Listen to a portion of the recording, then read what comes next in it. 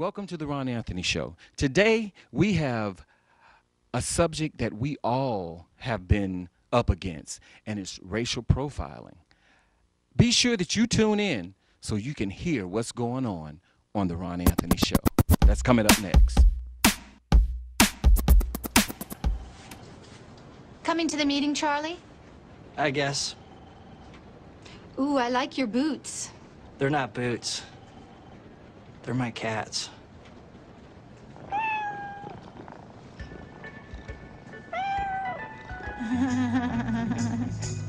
Once you shake them, you can't shake them.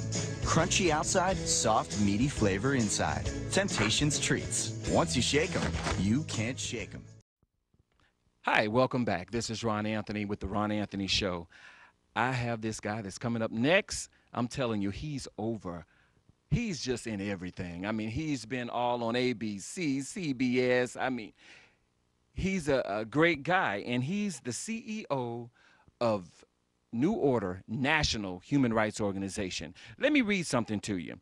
This is his vision statement. It says here, the New Order vision is to assist the people nationwide in successful resolutions of violations of their human rights through positive, nonviolent measures with expectancy of victory.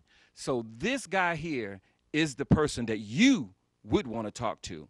And he have a special guest with him today that he brought from his organization that he has been working with. Well, first of all, I'm not doing this by myself. You know, God, I put God first. You know, he's doing this. Back in 1992, two of my best friends was killed execution style. My father was a civil rights activist. House and church was put on fire. So back in 92, I could have been a victim, and God called me to get involved. You know, and ever since then, I've been up and running. I relocated to Atlanta back in 2000, and God has brought me a strong crew. It ain't all about Gerald Rose. It's all about people in my organization supporting me or whatever. So I just want to say, get the record straight, that it takes more than me to do things in the community. Where have you, where did you get started? Like, where were you? I'm originally from Toledo, Ohio. You know, and now I relocated to Atlanta, and now I have built chapters in Indiana, Stafford, Virginia, of course, Savannah, Georgia, Chicago, Illinois, Indianapolis, Indiana. And so God is really having me branch off now, and I'm just concerned with what's going on in the community. It ain't all about being on TV. It's all about saving the child. You know, on my way here, I was talking to a 13-year-old, explaining to him the importance of life, of listening to your parents, because I got a text yesterday saying that her son was out of control. And I talked to him today, and I'm going to check on him once a week to see how he's doing, you know, and things like that. So it's all about saving someone's child, and that's why I like to do what I do in the community. Well, you know, speaking of kids, you might want to speak with them to see maybe if we bring him on the show, you know, because I know that we have a doctor here. She can talk to him, and, you know, we can, you know, change lives. That's what we're here for. And that's why we got people like you, because you out there changing lives. And what can you say about, I know I can't speak a lot about it, but what can you say about the case that I'm going through, coming from you? Wow, I'm amazed why this teacher haven't been arrested, why she's not serving time. You know, much evidence is there, you know, but we're not going to give up. You know, arrest will be coming soon. And when I read your story, and when you presented with me plenty of evidence and paperwork, I was wondering why ain't nobody else been involved. Right. I'm very shocked, you know, but New Order has been there with you. First of all, we want to continue to pray for you, because you almost lost your life of stress, having a heart attack. Yes. You know, so people need to realize anybody can be a victim.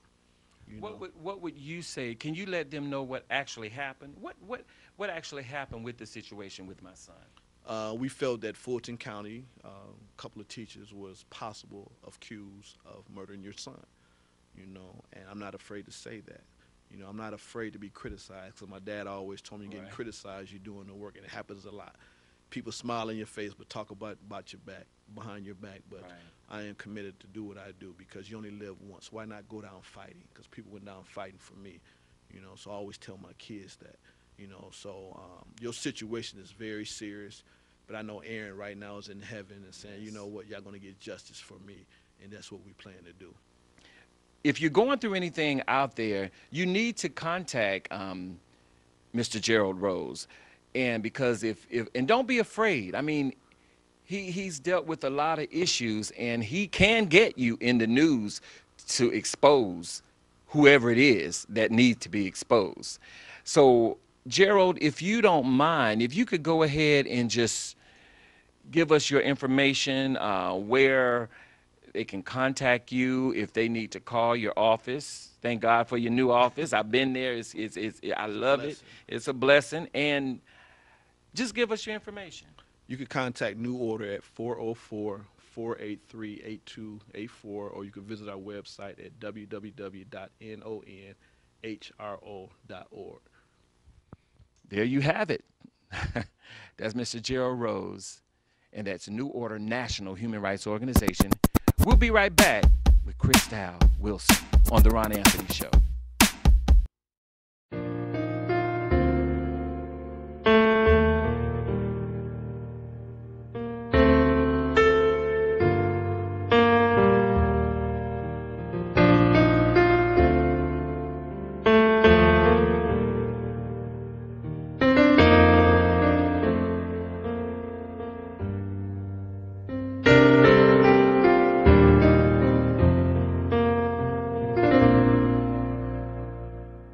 A newly released report from the Education Department says tens of thousands of American children are strapped down or physically restrained in school.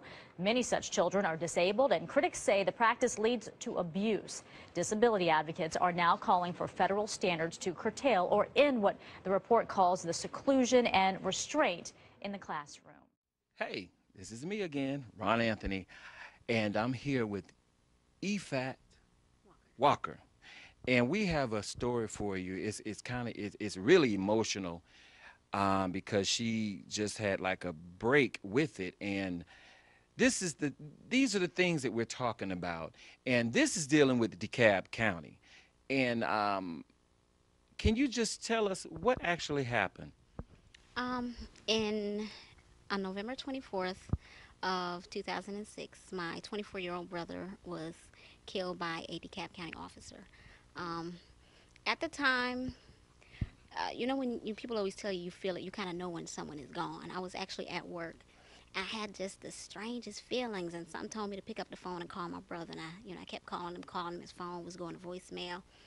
And a friend of mine called, and she told me, she said, something happened to your brother. He was at my house, and they just took someone's body out, and I don't know where he is, so I think it might be him.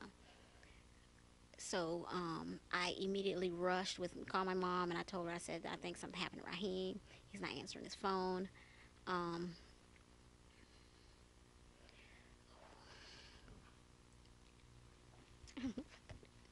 just come on. You got to get it out. I mean, I feel your pain too, and that's why we chose this spot, because we have people here that can help us mentally, because I go through that as well with losing my son. I haven't even talked about this in years, to be honest with you. Just try to avoid the conversation entirely. But as I was saying, I know it's hard, but you have to get it out, because I can tell you that I didn't want to get it out, but it came out through a heart attack. Yeah. You know what I'm saying? And I had to have open heart surgery, and I would like to save you from that. So by you letting those emotions out, it can help you a lot. And it frees you from the bondage that you have from holding on to something that God has taken with him. You know what I'm saying? So I feel it, and just to hear you talk about it is great, because that's a step. You see what I'm saying? It's a step. And these are the issues. Now, this happened with DeKalb County people.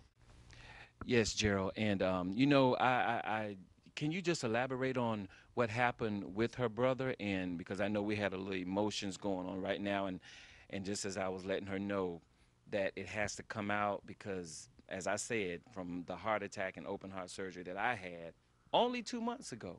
So, you know, we got to keep it moving. And I understand the hurt and pain. And Gerald, just let us know a little bit about it. Well, back in 2006, a friend of hers contacted me, said that DeKalb County just shot someone. And it seemed like recently, during that time, they shoot first, ask questions later. So EFAT came all the way to Cobb County to express what happened to her brother. And immediately we had a rally and protest because during that time it was like 12 shootings within like 3 or 4 months. We had an opportunity to meet with Vernon Jones, who was the CEO at that time. We exposed him when he was running for re-election. This is not a game. These are victims. And one thing about my organization that when they suffer, I suffer. Even though she did not see me, I shedded tears when I headed back to my office in Cobb County because she lost a loved one. Yes. So enough is enough. That's why we have to come together as a people, as come show unity, because if we do that, a lot of these things will not happen. But we're not working together, right. And that's why I want to say, EFAT. I know it's been since 2006. You have your moments, but God has blessed you. Now you just open up your own business, and I just want to say thank you for coming here today to tell your story because I know it's not easy. And you open up your own business? I did. Okay. Through all of that, it's still it hurts, but you kept it moving. Now, what is the name of the business? Walker & Associates Consulting. It's an accounting and tax consulting firm. Okay. And how could people get in touch with you? You can actually visit our website at www.wacaccountingandtax.com. Okay, there you have it.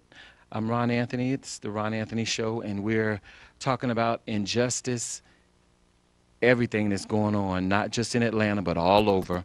This is EOTM Atlanta out of LA, and I appreciate everything.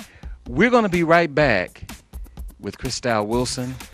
She's a beautiful actress, and I'm sure you would want to hear her story. All right? Stay tuned. Tyler Perry claims 2 Atlanta police officers pulled him over and were very hostile toward him just because he's black. On Facebook, the actor-director explains that he had left his Atlanta studios without his usual security detail, and he admits he made an illegal left turn from the right lane, a move he made to see if he was being followed. That's when he says 2 white police officers pulled him over and started badgering him. While one officer banged on the passenger window, the other reached in the driver's side to turn off the car.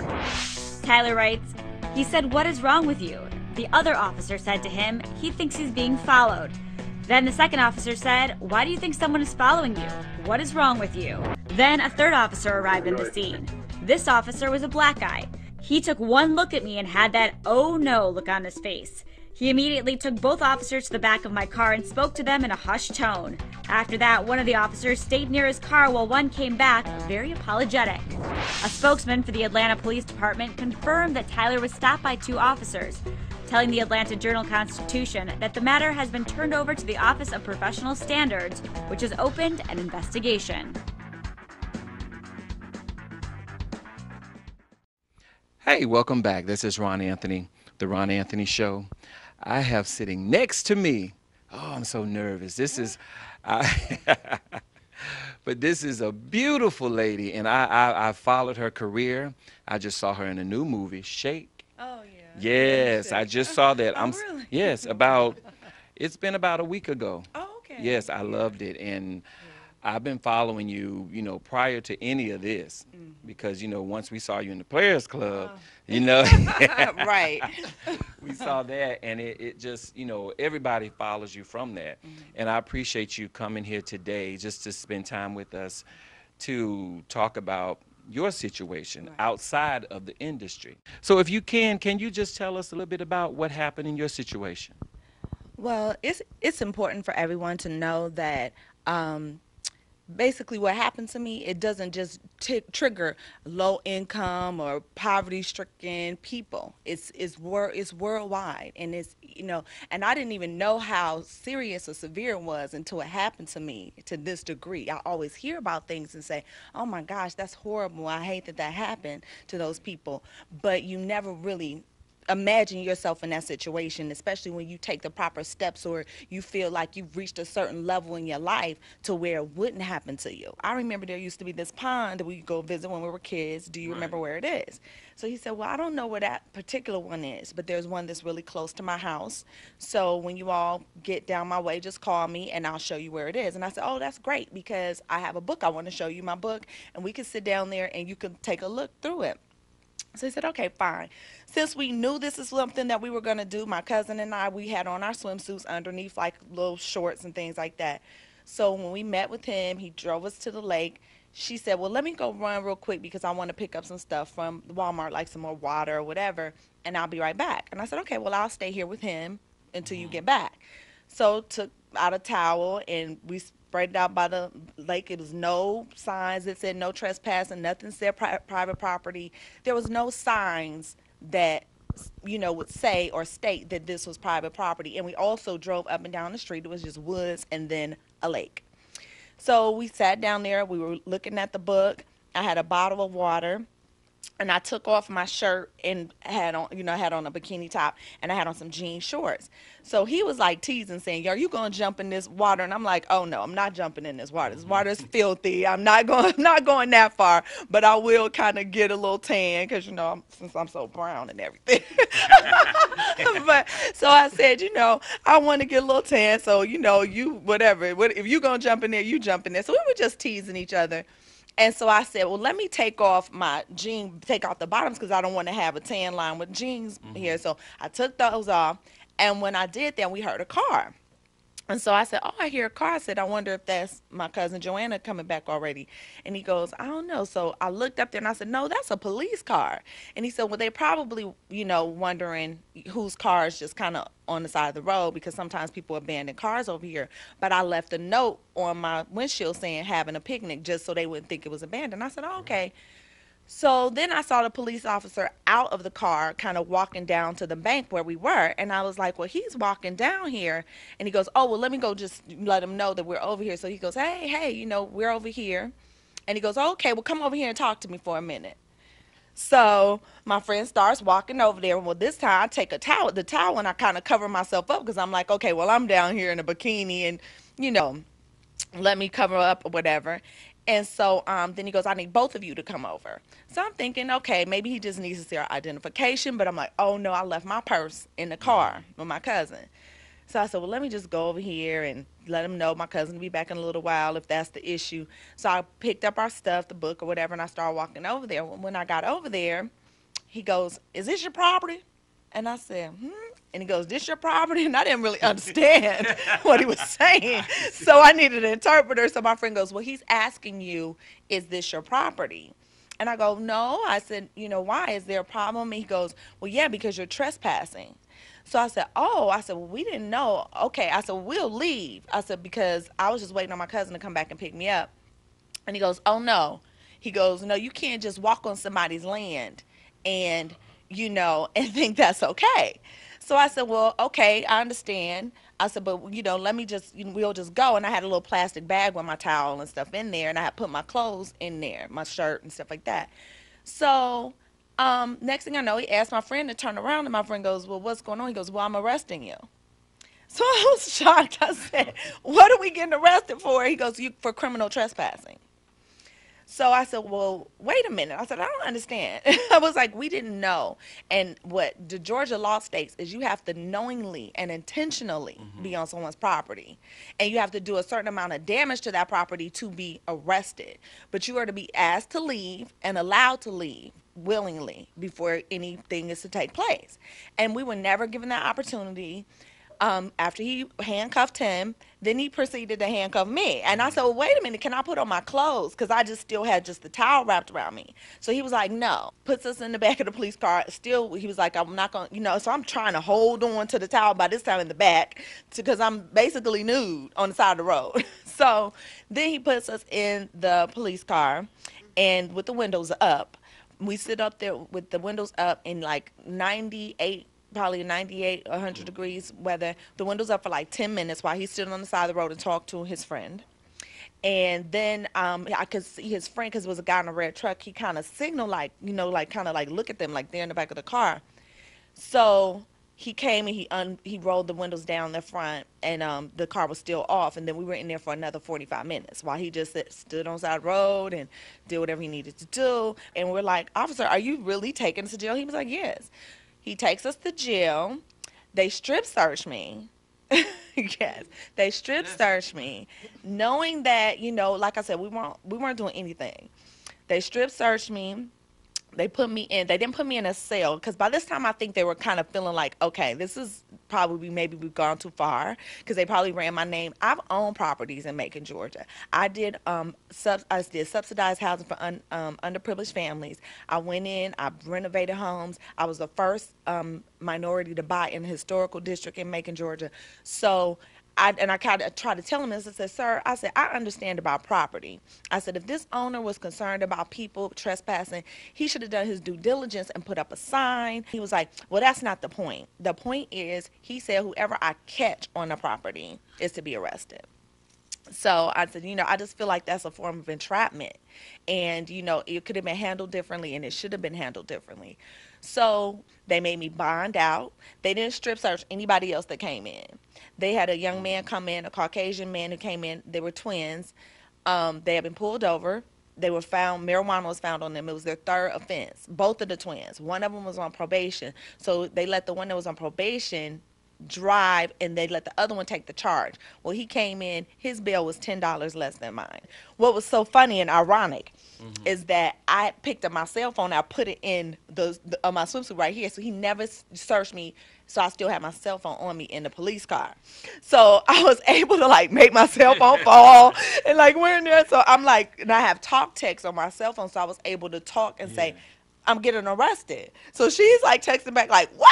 You know, and I was like, I'm not going to be able to text that much because I'm looking crazy trying to talk and text, but go to this jail.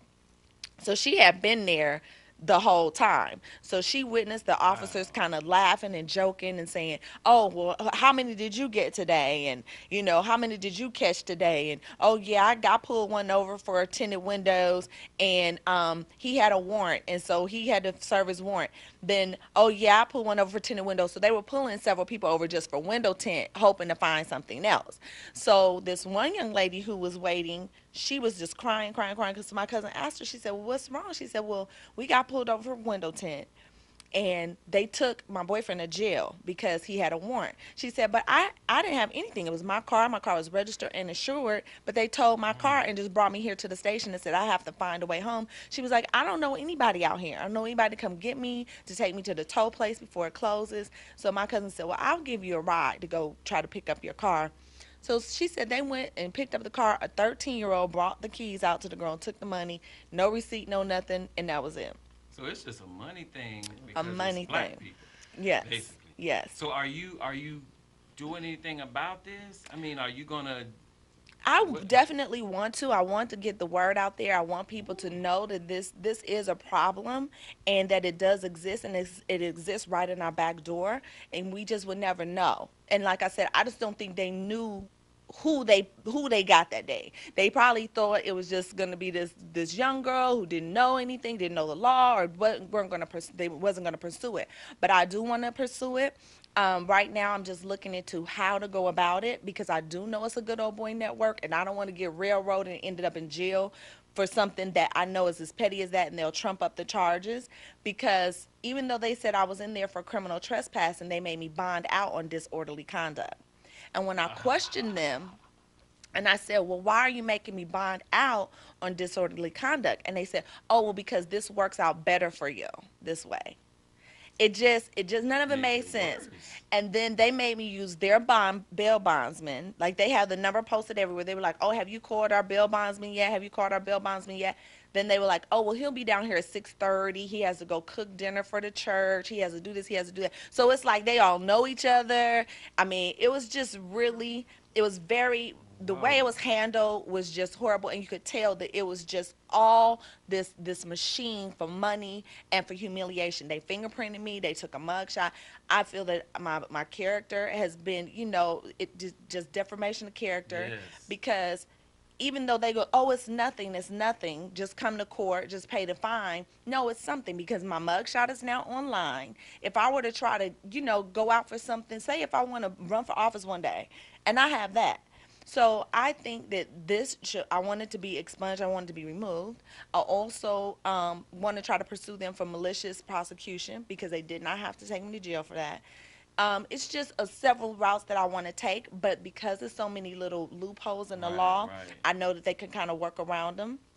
So I don't know at this point what resources I would need to do what I need to do.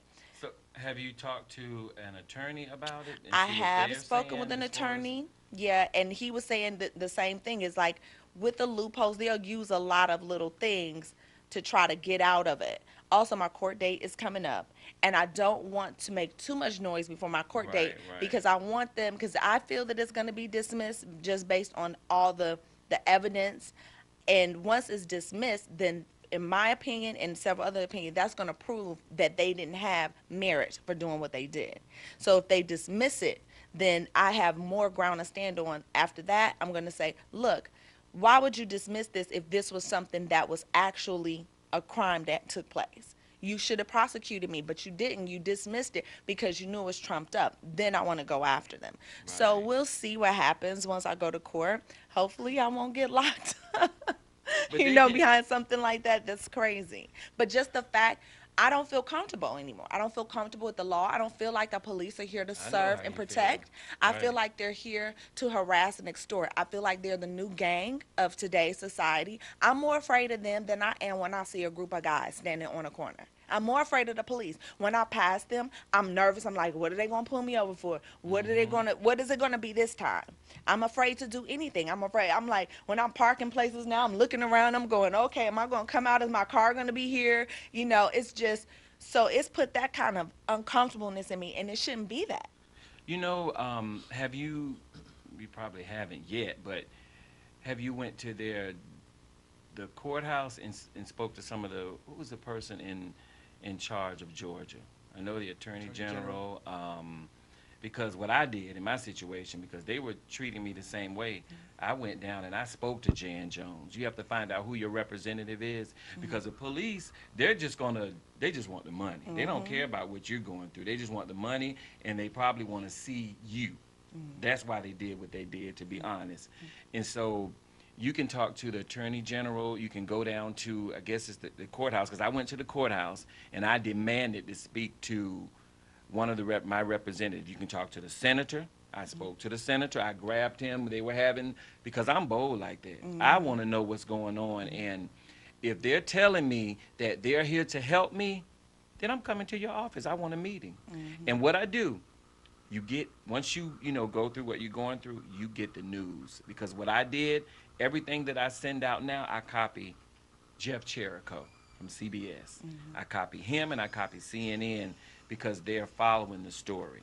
So if I would suggest that you go to the senator, you go to all of those judicial, anybody that's in that courthouse, in that area, who's handling that case. And what's funny about that is because Gerald and myself, when we met with the attorney, he called the court, and it's remember what we went through?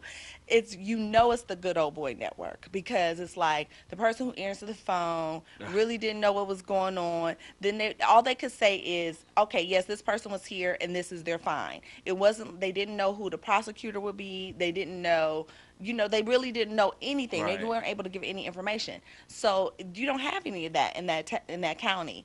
All you have is the judge. It goes straight to the judge. But it's in Georgia, right? Yes, in Georgia. Oh, I know. Yeah. I can get your information. I'll call down there, because, I'll do it because I know you can get past them. What they're there just to stop you, and it's like a wall.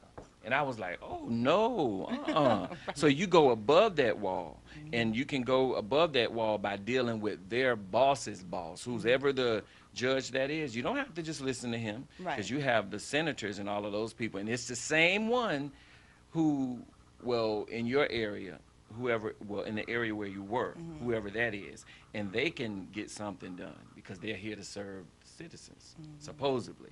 But you have to demand it. Yes, absolutely. And I'm telling you, because I was at a like, okay, I don't know what to do.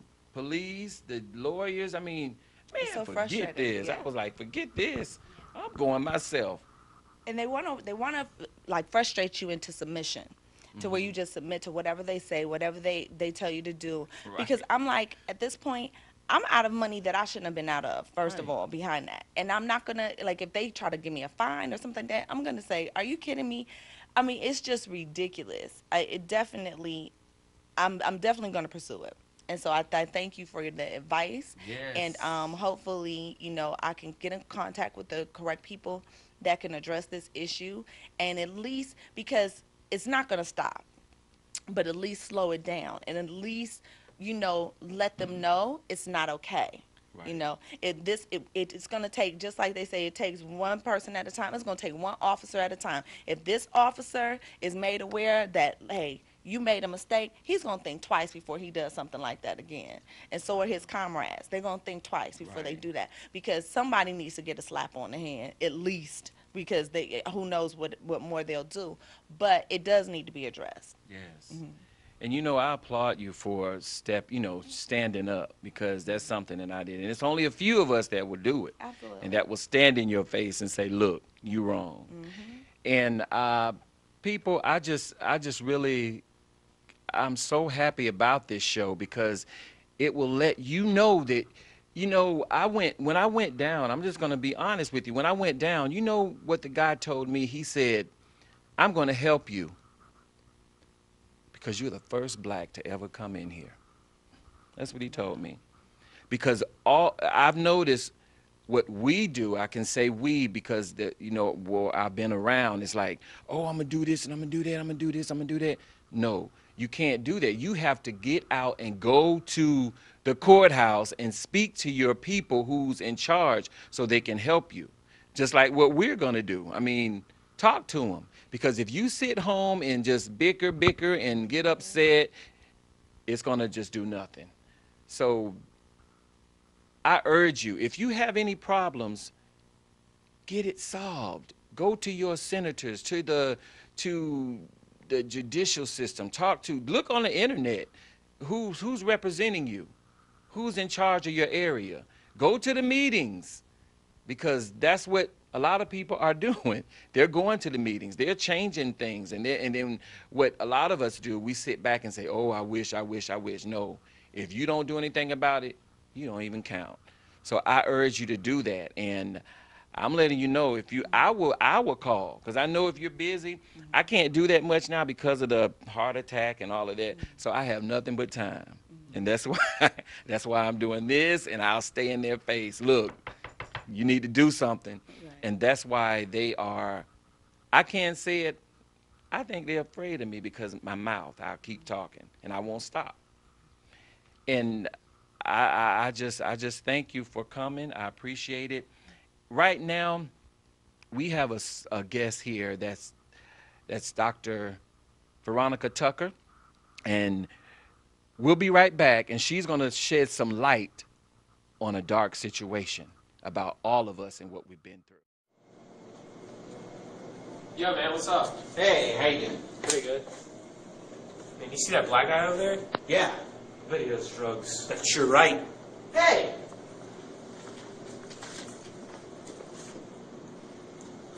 You. Oh, you're right.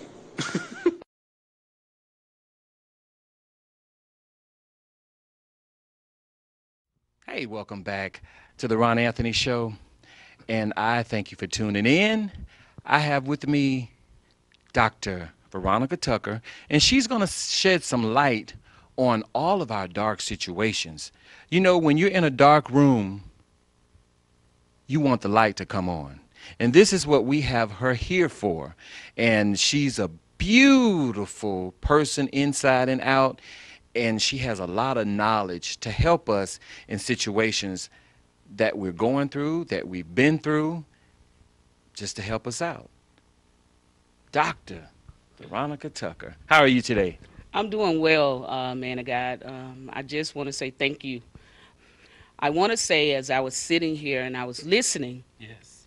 at a lot of the different circumstances that we have talked about today, about how police officers are taking people's lives and how police officers are being disrespectful to the humanity in terms of things that they do because they have this power, so to speak, that's been given to them through our judicial system. Yes. And I think what has happened in a lot of these cases and circumstances that we have talked about, even with Mr. Gerald Rose here, is that the judicial system has failed us as a people. But we have to go back to the root foundation of us as a people. And the root foundation to us as a people has been the church system. Yes. And certain areas in the church system we have failed because the church is made up of the community, is made up of the government. So those things consist of us as people. We can be radical in our approach, but in being radical, we still have to be mindful of who we are, because if we don't do it in a respectable and orderly manner, then we are just as bad as they are. But putting a label or a stamp on these situations and circumstances. So yes, I do believe that we do have to speak out, deal with things as they are, and not sweep them up under the rug and continue to keep sweeping things up under the rug. Yes, we do have to get our communities involved. Getting our communities involved means, just like you said earlier, dealing with our judicial system, making them being accountable for the things that they say when they campaigning to get in these offices. And they open up doors to have different meetings and things like that so that we can come and have a voice. But most of us operate in fear. And we operate in fear because of the things that we have seen injustices done to other people. Yes. But now is the time for us to speak out and become bold in who we are and what we know that is right when it comes to dealing with the things that affect the people, affect the communities in different circumstances. Because an innocent kid shouldn't have to give up their life based on a prejudice from someone else. Another person shouldn't have to be disrespected because of a personal issue that someone else has in another venue. So those are the things that we have to stand up and be able to walk boldly in those particular things, because there are people that are walking in fear and afraid because they don't have that venue to go to, that person that's willing to stand up for them and to be able to say certain things based on prejudice, you know. And it's just not only in the system where because of poverty or anything like that. It has nothing to do with that. All of those things are just excuses or reasons for people not to do anything. So what would you say about the situation with, first of all, what would be your take on Gerald Rose, since he's here right now? Yes. As far as what he's doing, and what could you give him to encourage him or to let him know, even if something is wrong? Because coming from you, I know you do a lot, and you know, within, and it helps us. So what would be your take on for Gerald Rose? Well, for one thing, I do feel like that even with Gerald, that you do have to be a person that's not willing or afraid to walk in fear. That's the first thing. Yes. Then you have to know that everything you do has to be done in order, professionalism, and different things like that. Because again, just like I said, we don't want to have to be a copycat of who they are. Okay? Right. So in saying that, we want to be orderly in all that we do, but being orderly doesn't mean that we have to be afraid. And see, that's the biggest issue today, is that so many people are not stepping out. So many people, and I think Gerald, one thing he needs to do is get bigger in the communities, get bigger in terms of being a place where people can come to be comfortable enough to say, well, hey, I know that this guy is not afraid to deal with this issue. Let me go to him and talk to him and see what's a good way and a positive way for me to deal with this issue so that I can do it and not have to be afraid of what I'm dealing with. Right. Okay. And what about EFAC? That's the young lady with the brother. Yes. What will be your Yes. take on for EFAC? One of the biggest things that I saw as we were sitting here, a key to healing is to be able to tell your story.